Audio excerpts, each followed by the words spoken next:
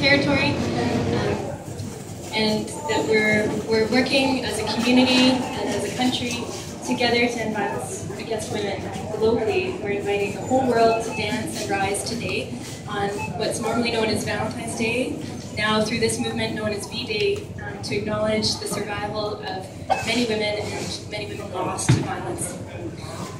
I'm the program director of the Together Against Violence services at Sunshine Coast Community Services, a large nonprofit on the Sunshine Coast. Why are we here today, I wonder? Why are we rising today on the Sunshine Coast? Do we need to? And what is meant by the phrase violence against women? It's not familiar to everyone.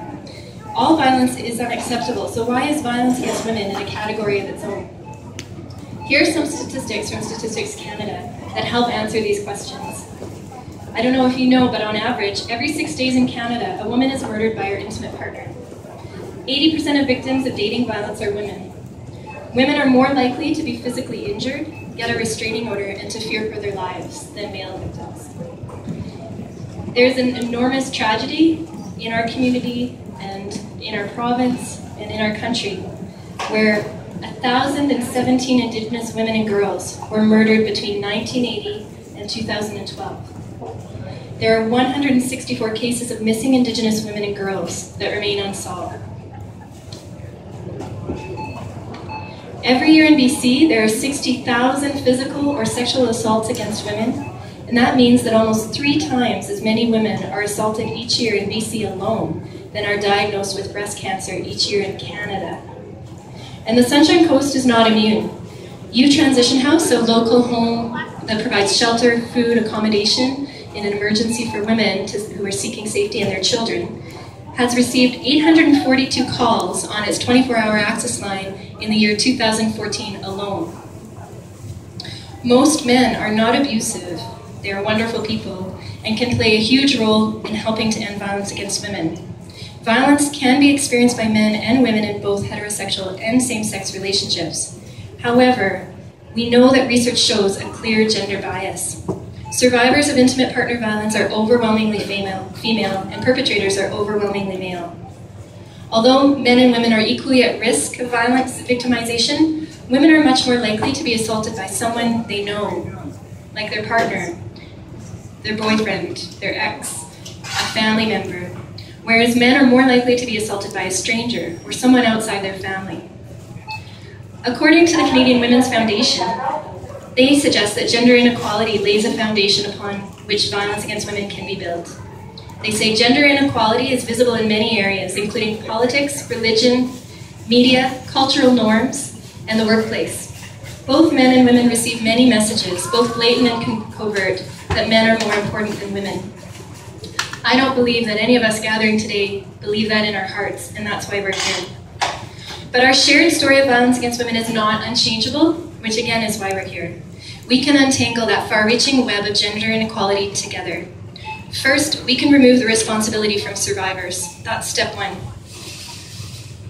Violence is not their fault.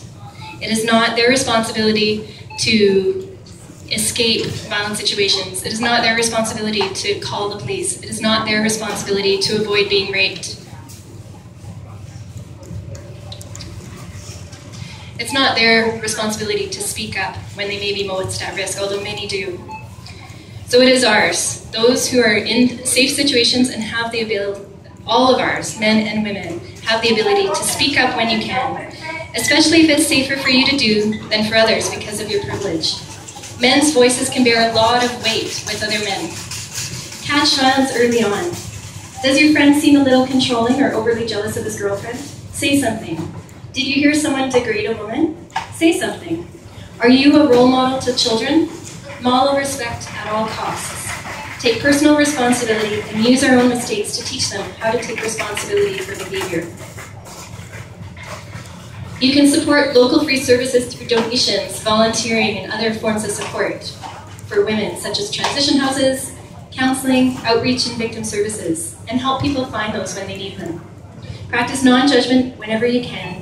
Help others recognize that this is a societal issue that affects us all.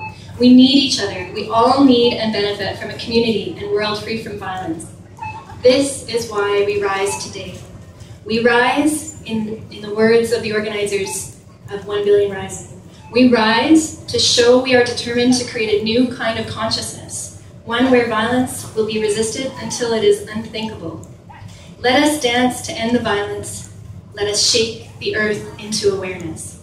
Thank you. Woo!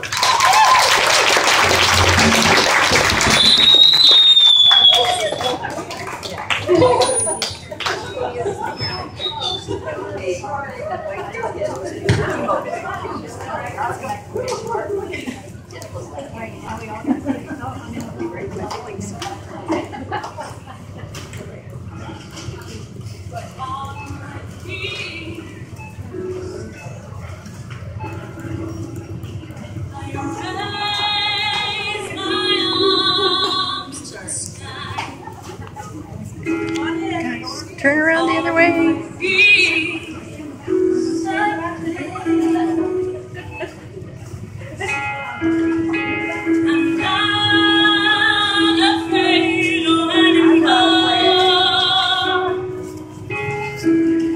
I will walk through that door.